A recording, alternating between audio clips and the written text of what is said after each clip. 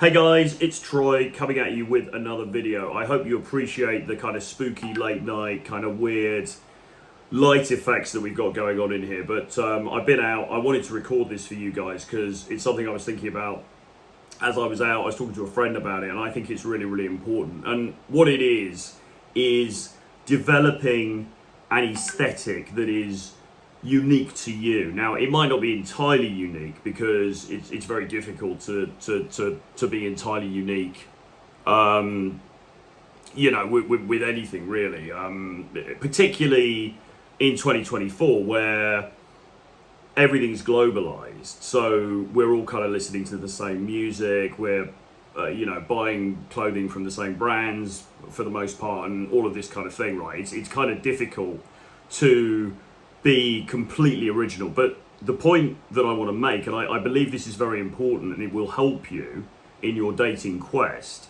is developing a distinct aesthetic that you take out into the world and you introduce to the women that you are dealing with. Now, some of those women are gonna buy into it and others are not, okay? And you have to accept that as well. Because, as you probably know, being polarizing is a good thing, okay? So,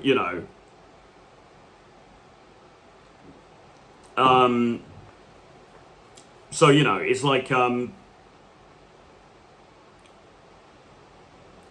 as you know, being polarizing is a good thing. So some people are going to buy into whatever it is you're offering and other people aren't, and that's fine, okay? In fact, it's better. Because really you want to weed out the people who don't see the world in the same way as you.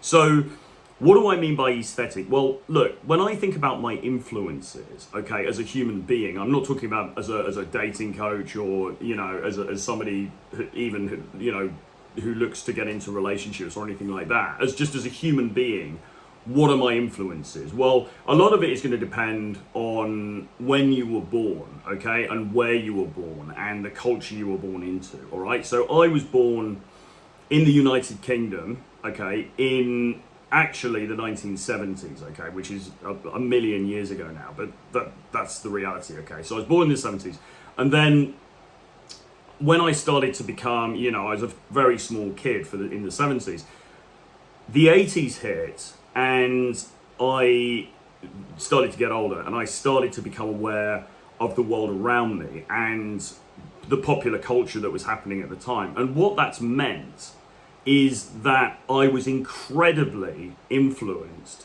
by 1980s culture, and in particular 1980s music, all right? And still today, some of my favorite bands are bands from the 80s. Not every band from the 80s, because there was a lot of shit as well, but I'm talking specifically about people like Depeche Mode, like Morrissey, Pet Shop Boys as well, New Order, who else is there? There's some other ones as well, I'll think of them, but people like that. So there was this, I suppose, The Cure a little bit, I mean not really, but that kind of thing. So there was this sort of movement of post-punk people who came out. Oh yeah, Mark Alban's Soft Cell as well, okay. Tainted Love, you guys will know that song at least. There was this kind of movement of post-punk electronic artists who came out, and they all came out really in the wake of David Bowie, I was a little bit young for Bowie, although I came to appreciate him later. But they all sort of came out of the woodwork, and they were doing electronic music because synthesizers had been developed and invented, and they were creating this kind of weird electronic music. And also, on top of that, lyrically, they were very, very good, okay? I mean, you can quibble about some Depeche Mode songs, there's some kind of clunky rhymes in there and stuff like that, but Morrissey, of the Smiths, I would say, is one of the greatest lyricists of all time. I believe Mark Almond of Soft Cell is a great lyricist. Neil Tennant from the Pet Shop Boys is a great lyricist. I mean, that you can buy, he has a book of lyrics and poems published by Faber, which is one of the most prestigious publishing houses in the UK, all right? So for me, because I was quite a bookish, literary sort of a kid, the music was important, but also the words were important. And all of those bands that I mentioned, I mean, they have distinct sort of themes that they would talk about. Like Depeche Mode started to get very dark, and they started to talk about sort of almost BDSM, really, and sort of master-servant relationships and this darker kind of sexuality. Mark Almond would talk about that stuff as well. The Pet Shop Boys tended to be a bit lighter, but they had this very British kind of melancholy to them, okay? And then, who else have we got? Morrissey, bit of a mixed bag with Morrissey. Morrissey sort of goes to different places lyrically, but as I say, he's a great writer of lyrics, okay? He almost, I would say almost invented a new vocabulary for pop music in a way that people just hadn't written in the way that he writes for pop songs before, and probably not since. I mean, apart from people who tried to copy him. Okay, so I was incredibly influenced by those bands. Now, I was still pretty young. I mean, so if, say, 1984, right, I was 10. So I was still young, but I was old enough that was starting to seep into my consciousness, okay? And all of that stuff has had a profound effect on me, and on the way that I dress, on the way that I look, and on the way that I see the world. Because a lot of those artists, their lyrics would be very quite cynical. I mean, there'd be elements of romance, but there would be cynicism as well. There would be a lot of darkness. There would be a lot of like looking at the sort of the darker side of life. There was also some glamour in there as well. Celebration of glamour, celebration of high life sometimes. Celebration of low life as well, particularly when you look at people like Morrissey. Mark Almond of Soft Cell would talk about the seedier sides of life, okay, the neon lights, the kind of the rough hooligans, etc., etc. Okay, all of this stuff kind of mixed together in my head, and it created an aesthetic that persists within me to this day. All right. Now, also, obviously, I was reading books as well. I read a ton of books as a kid, from things like Alice in Wonderland and Winnie the Pooh and stuff like that when I was very young, through to people like George Orwell, 1984, Franz Kafka, obviously of The Castle and Metamorphosis and The Trial and so on, Graham Greene. I mean, there's, countless, really, too many to name, but reading also helped to shape this aesthetic. And I also got kind of quite into French culture as well along the way. So I got into people like Charles Aznavour, one of my favorite songwriters ever.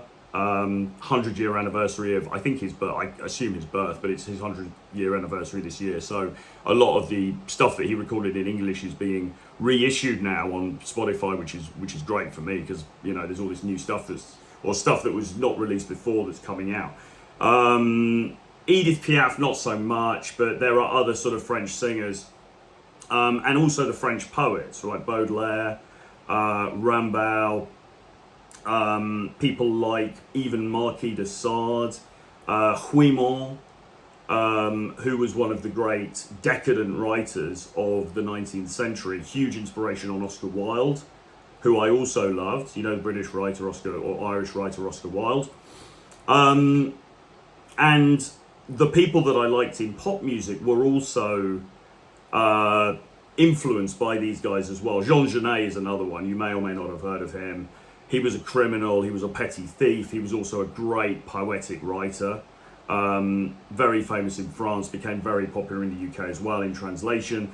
So there was that in the mix as well. And then we got to the late 80s, and what happened in the late 80s, so we're talking 88, 89, is that dance music, electronic dance music, started to become a thing, okay? So basically, the house music revolution started as I was coming of age, all right?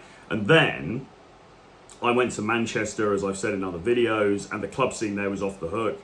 And so that then all fed into it as well, because there was a direct link between what some of the earlier electronic bands were doing and then this modern house music, which was taking it sort of a step further. It was less song-based, but the sound of it was in some ways similar. And I think one of the things, if people are interested in Pet Shop Boys, the British band, I think one of the things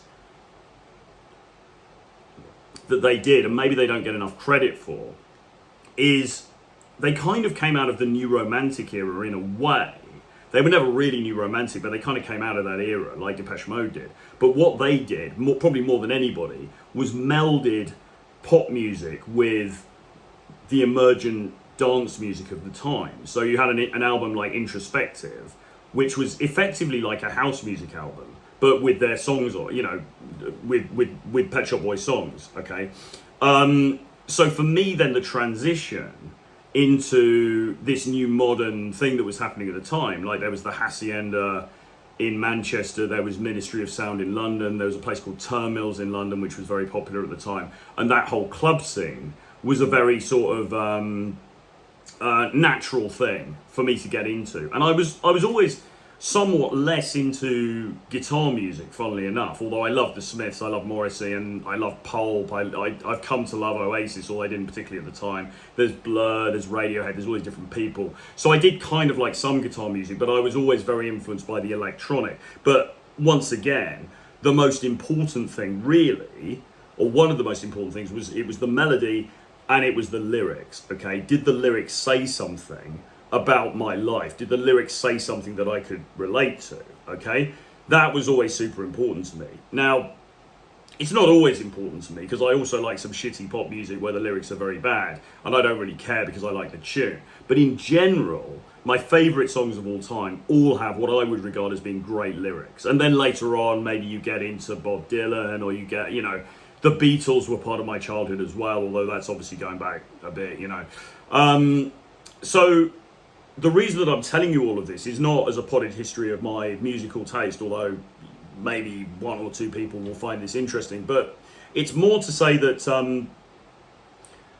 all of that stuff, and it was basically childhood stuff and then early adult, late teenage and then early adulthood stuff, shaped the way that I am. It's shaped the way that I see the world. It's shaped the way that I dress. I mean, I still joke that one of my major style icons, really, people say, well, why do you dress like you dress? What's your inspiration? And, I look at Instagram, I look at, I go into stores, I look at stuff, I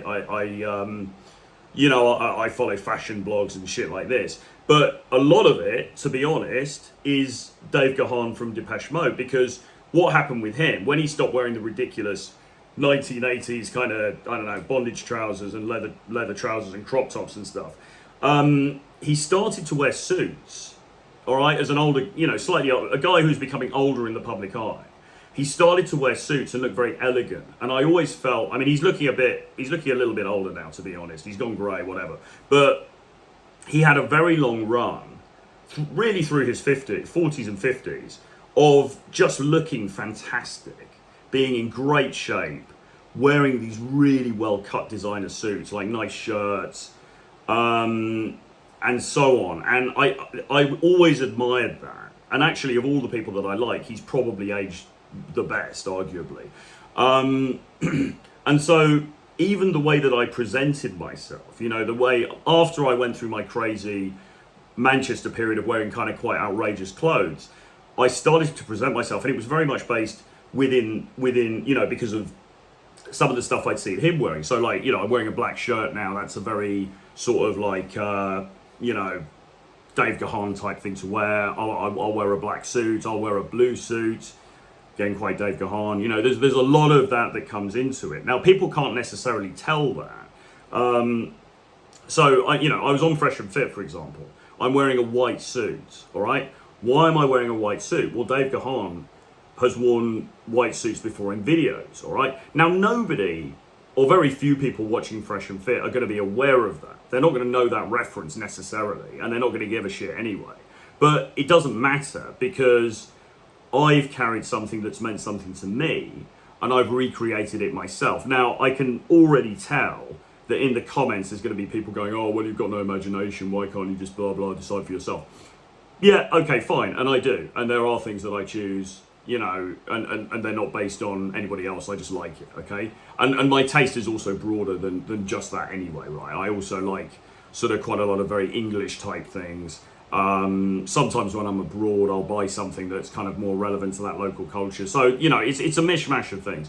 But what I'm saying is, the aesthetic that I developed, and it was largely through music, it was also through books, and it was also to some extent through movies and TV shows as well.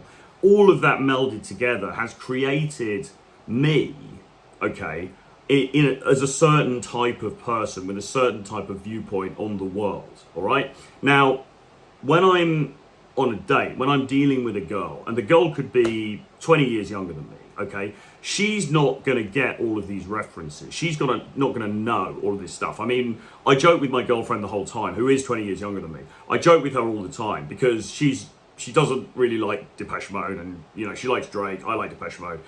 I quite like Drake as well, actually, by the way, but that's another matter. But, you know, it doesn't matter. It's not that the girls have to understand the influences, or they even have to like or appreciate the influences. The important thing is that you develop an aesthetic, and I'm talking partly about clothing here, but also more importantly about your attitude to the world, the way you see the world, the way you express yourself, okay? And you're going to get that through a variety of sources. That's what you want to be bringing with you when you're on the date, okay? So I go on a date, you know, with a girl who's whatever, you know, she's in her 20s or something like that. None of this stuff is going to mean anything to her necessarily, okay? It doesn't matter, because what I'm bringing to the table is informed by certain things that I like, and it's very likely to be different to what is informing the other guys in her life, right? Particularly if she's dating younger guys or whatever, right? They're not going to be into the shit that I'm into. They're not going to present like I present. So I present in a very specific way, okay? Because I have this appreciation for language, I have this appreciation for literature, I also have this quite romantic side to me in a way. I harness all of that in the way that I come across. And I'm not talking about it in a simpy way. I'm just talking about, it's a mode of expression, okay? And they, I believe, can see the authenticity of that. And they find it, if they like me, they find it interesting because it's different, okay? And they can see that it's real, all right? And it's also not normie. So it's not that, you know, I mean, I like a bit of Coldplay as well, man. I mean, I'm not saying I'm some kind of like avant-garde sort of, you know, so I mean, all of the people that I've mentioned are in many ways were kind of mainstream, right? I mean, I'm not saying you have to be completely outside of the box by any means, but I do have an aesthetic. I do have something to offer, which is distinct from the way that I look, the way that my body looks, the way that my face looks, or whatever. I mean, it's a combination of the way that I present myself, the way that I groom myself, but again, more importantly than that, my attitude, the things that I say, the way I look at the world, the way I see the world, okay, is very informed by these earlier childhood things. Now, I think one of the problems that guys have when they go on dates is that they tend to be very normie, okay? And I believe the culture is encouraging this, to be honest, because, you know, you look at the average dating app and what does it say? It's like, well, I like pizza, I like long walks on the beach, I like IPA, ales. Everybody's into the same shit, all right? Nobody's really bringing anything different to the party, okay? So when I step up, I might be going, so as an example, right, I might be taking her to the same bar. I might be going to the same kind of cool bar, in Mayfair or in Dubai or in Ibiza or whatever. But the way that I'm viewing it and the way that I'm talking about it and the way that I'm articulating myself is distinct. It stands out because the reference points that I'm coming from are different from the average guy. Not from every guy, but from the average guy, okay? I hope this is making some sense. I'm not saying that you have to get into a bunch of 80s bands. What I'm saying is you need to really think about what are the things that form you? What are the things that form your opinions? What are the things that influence you? Okay? And how can you harness some of that and bring it into your own identity without being a copycat? All right? And if you're into a lot of normie stuff, like there was a great video that came out the other day of all these blokes, these guys at a Taylor Swift concert, like, whoa, yeah, like Taylor Swift. I mean, for a start, as a grown man, you know, to be honest, like being a super massive Taylor Swift fan is probably not a good look anyway. But secondly, you know, she's the biggest artist on the planet, right? So, you know, you're not really... The influence that you're going to get from that is not really anything that's going to be very groundbreaking, okay? I believe, and I'm saying this genuinely, and I might be wrong, and, you know, my girlfriend might see this, or somebody that knows me might see this and say, listen, Troy, you're talking absolute bollocks, what the hell are you on about? But my belief is that one of the reasons that I've been able to be attractive to the people, you know, some of the people that I've dated, is because there is a point of difference in the way that I come across. And as I say, it's informed by all of these different little things. Sometimes movies, sometimes the music, sometimes plays, you know, going to the theatre, sometimes books, etc., etc. Okay? I also have a love of drama, and I also have a love of melodrama, and I can be quite theatrical, okay? Like, I express myself with my hands a lot, as you can see. I can be quite intense with the way that I look. You know, my eye contact is pretty good, okay? So when I sit down with somebody, and if they're disposed to me, they're well disposed to me anyway, which obviously isn't going to be every woman, but it is some, and I'm bringing all this stuff to the table, it's quite a potent mix, okay? So where does all of this leave you? Well, don't be normie, basically, is what I'm trying to say. I often will tweet things like, don't be boring, right? Don't be a boring fuck on a date, okay? What does that really mean? Well, I mean, what it really means is don't be an NPC, okay? Don't be the same as just every other dude that she's dated. And the way to not be like that is, in my view, in part, to have different influences. Now, again, it's not that my influences are so otherworldly that it's like, you know, nobody else has ever been into Depeche Mode. I mean, they're one of the, you know, they're still one of the biggest touring bands on the fucking planet. So, you know, it's not this hyper niche thing. But, you know, for the average woman in her 20s or early 30s or whatever, you know, she's not going to know about them, right? So the fact that I'm harnessing something of that aesthetic and bringing it into the equation is going to seem new to her, and it's going to seem exciting to her, all right? Again, you're going to have to think about this in the context of your own life and your own personality, because it's not going to be the same for you as it is for me. By the way, you know, I also like all different genres of music. I love hip-hop. Eminem is still one of my favorite artists. Jay-Z is one of my favorite artists. I love Kanye. I love a lot of Latin music. I mean, there's loads and loads of different stuff that I love. I've also traveled quite a lot, so I can bring that to the equation as well. So what I'm saying is, you need to amass all of these different experiences and then find a way to funnel that through your own authentic personality so that you stand out. I understand that this is probably sounding quite esoteric to some of you, and let me know in the comments if this makes any sense or not, but I do genuinely believe this is pretty important stuff, okay? If you want to ask me about it, if you want more information about it, drop me an email, troyfrancis7laws@gmail.com. That's Troy Francis and then number 7 laws@gmail.com. Okay, this is a slightly different thing to Riz, because yes, you've also got to be flirtatious, you've also got to be sexy, you've also got to, you know, bring that aspect as well.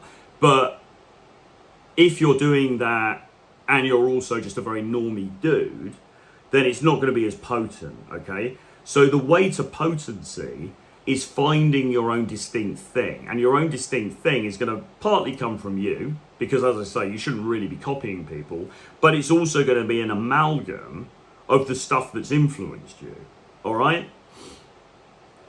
So, food for thought, I hope. Okay, as I say, I'm trying to articulate this. It's quite late at night. I'm doing my best. I hope it's coming across.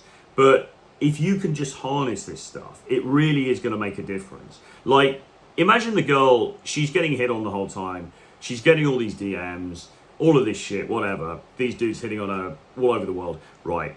Are you different to the average guy that she's meeting on a date or not?